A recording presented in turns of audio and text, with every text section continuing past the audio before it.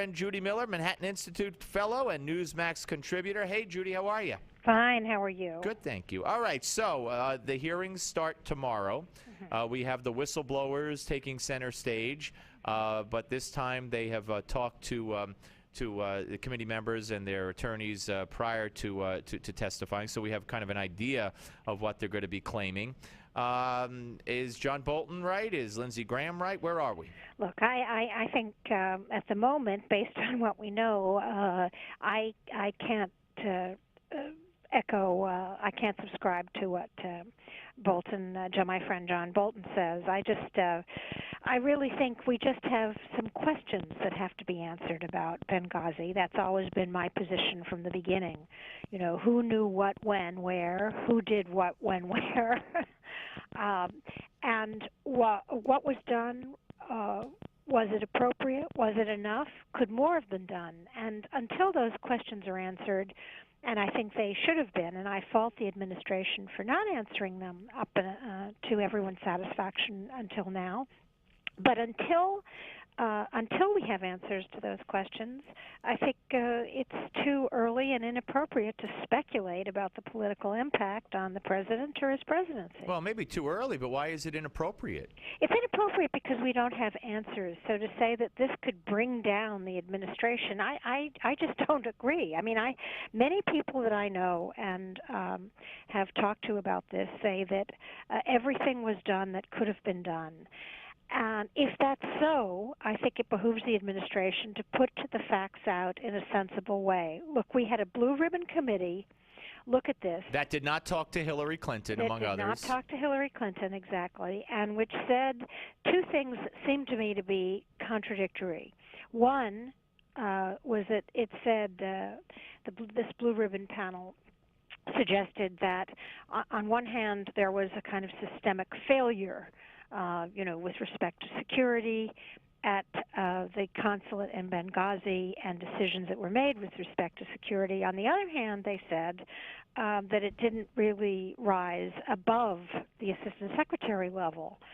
Well, how can that be so? You know, if there are systemic failures, who is responsible for them? And I think the fact that much of that, some of that report, much of it actually is still classified, is, though I understand the need to protect sources and methods, it does not help the American people or critics of what happened in Benghazi understand the administration's case. So I think the administration would be better served by putting out all of the facts in a coherent and systematic way. And that's all I've been saying from the beginning is we need more information about what happened. Well, we do have information from the whistleblowers who were either there on the ground. Well, we're going to hear that tomorrow. Right, we right, don't have it yet. Well, no, but we certainly know some of what they're going to say. We know that Greg Hicks, who said that when he heard the explanation from the administration that it was spontaneous due to a video, he said his jaw hit the floor when they blamed the YouTube video. Everybody there, he said, knew what had happened. We have another whistleblower saying that a U.S. military response could have frightened away the attackers. The military was ready to go, and they were told to stand down. Well, I'm told by others that that is not true. So we have allegations without facts. Well, you don't know that it's without facts. They might have the facts. No, we have allegations. We have a whistleblower who's come forth with allegations. We also have allegations on the other side. Yeah, but you from Leon, wait a minute, yeah. Excuse me, from Leon Panetta, the Secretary of Defense, and others who have publicly testified that there was not enough time to get help to the annex to stop what was going on there. We have what we have are competing allegations, and I would like to know who's right. I don't know who's right. I want to know the facts before I come to a judgment. Well, how come you say it would behoove the administration to be more forthcoming and forthright and tell the American people. Why do you think? You think if it's to their benefit that they're not doing it because they don't want anything to their benefit? I mean, doesn't it give the appearance that they're hiding something? It certainly gives the appearance that they're hiding something.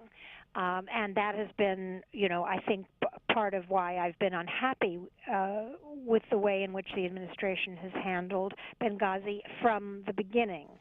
and they haven't made people available to the press. They've had tried to, for a while they kind of hid behind the existence of this blue ribbon panel that was going to investigate the charges.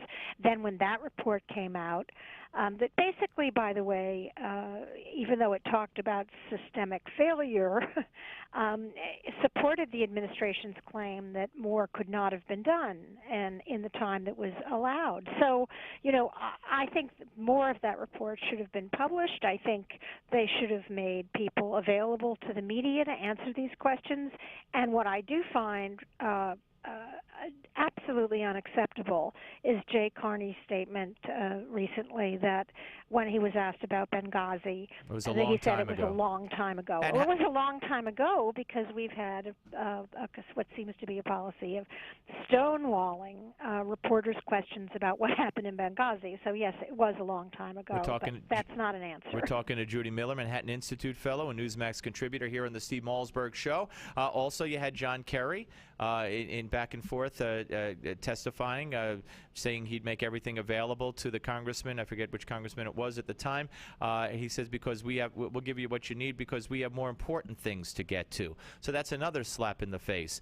You have this video, which nobody ever talks about. Nobody. The video made by Obama and Hillary at taxpayer expense that ran in Pakistan and wherever the heck else it ran, apologizing for the supposed YouTube video that caused all this. I mean, that was made, that was done. I'd love to see that played at the hearing. That seems to have just disappeared and gone away. You have the father of one of the slain Americans talking about how when Hillary, embraced him, she was cold as ice, looked past him and said, "We're going to get the guy who made the video." I mean, this is outrageous stuff.